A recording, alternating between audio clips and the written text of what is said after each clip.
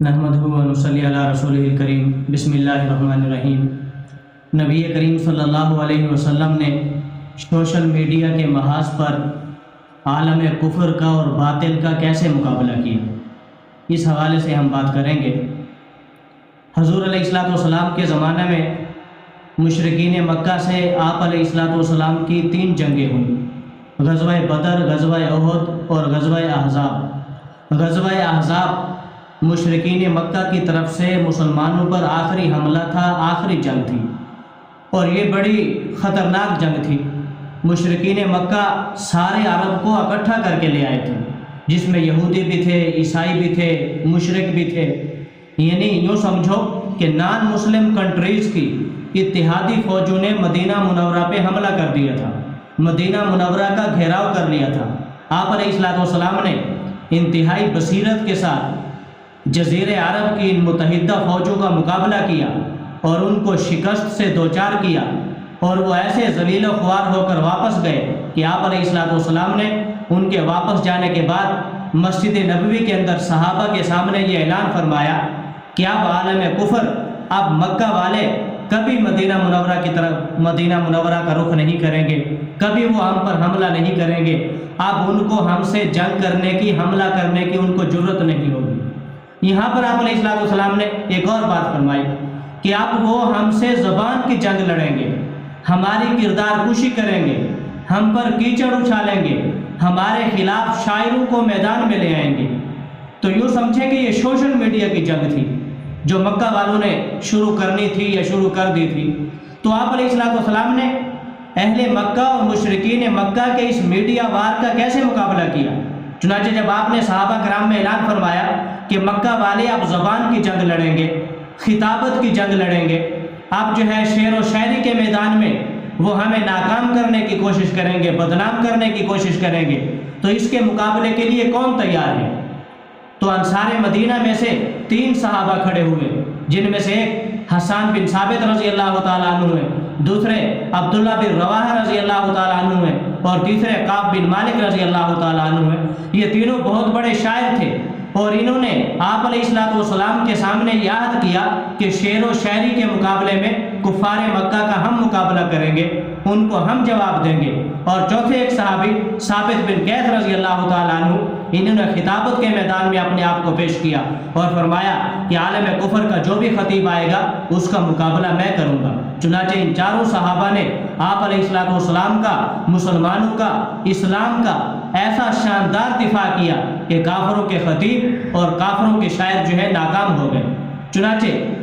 ایک موقع پر عمرۃ القضاء کے زمانے میں آپ علیہ السلام جب عمرۃ القضاء صلح حدیبیہ کے بعد عمرہ کرنے کے لیے تشریف لے جا رہے تھے، تو مکہ میں جب آپ داخل ہوئے تو آپ کی اونٹنی کی مہار، لگام اور رسی جس صحابی نے پکڑی ہوئی تھی وہ عبداللہ بن رواحہ رضی اللہ تعالیٰ عنہ تھے، اور یہ اس شان سے مکہ میں داخل ہو رہے تھے کہ انہوں نے احرام باندھا ہوا تھا،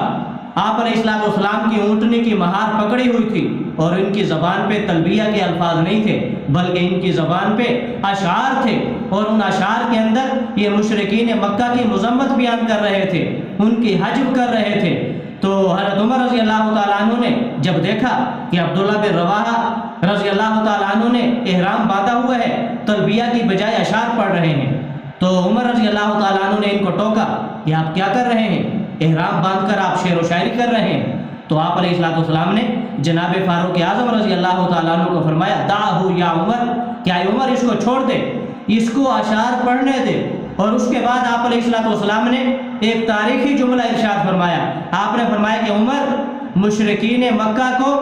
آپ کی تیروں اور تلواروں سے زیادہ عبداللہ بن رواحہ کے اشعار تکلیف دے رہے ہیں، ان کو تمہارے تیروں اور تلواروں سے بھی زیادہ ان کی اشعار چبھتے ہیں۔ تو آپ علیہ السلام نے مشرکین مکہ کا جہاں جنگ کے میدان میں مقابلہ کیا ہے، سوشل میڈیا کے میدان میں بھی مقابلہ کیا، شعر و شاعری کے اندر بھی مقابلہ کیا، خطابت کے میدان میں بھی مقابلہ کیا۔ چنانچہ تاریخ کے اندر ایک اور واقعہ محفوظ ہے، قبیلہ بنو تمیم کا وفد آپ علیہ السلام کی خدمت میں آیا اور انہوں نے کہا کہ ہم شعر و شاعری اور خطابت کے میدان میں آپ سے مقابلہ کرنا چاہتے ہیں۔ آپ علیہ السلام نے ان کے چیلنج کو قبول فرمایا، اور ان کے شاعر کے مقابلے میں آپ علیہ السلام نے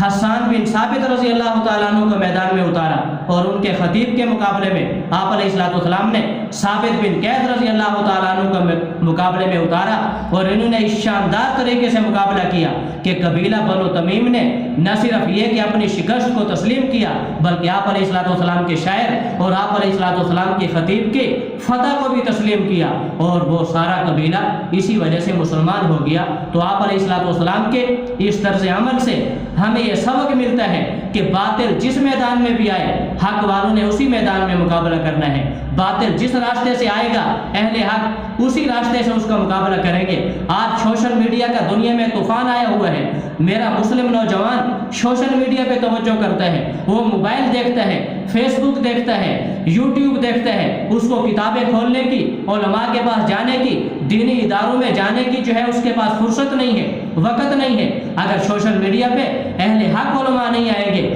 باطل کے نمائندے اور باطل پرست لوگوں سے سوشل میڈیا بھرا ہوا ہے، وہ رات دن مسلم نوجوان کو گمراہ کر رہا ہے، غلط حدیثیں پیش کرتے ہیں، قرآن کریم کی غلط تفاسیر بیان کرتے ہیں۔ اگر اہل حق اس میدان میں نہیں آئے گا تو ہمارا نوجوان گمراہی کی طرف جائے گا، اور اہل حق اگر سوشل میڈیا کو استعمال کریں گے تو یہ کوئی نئی بات نہیں ہوگی۔ آپ علیہ السلام نے بھی اسی میدان میں جا کر کافروں کا مقابلہ کیا تھا، تو جس میدان میں بھی انشاءاللہ باطل آئے گا، اہل حق اسی میدان میں اس کا مقابلہ کریں گے۔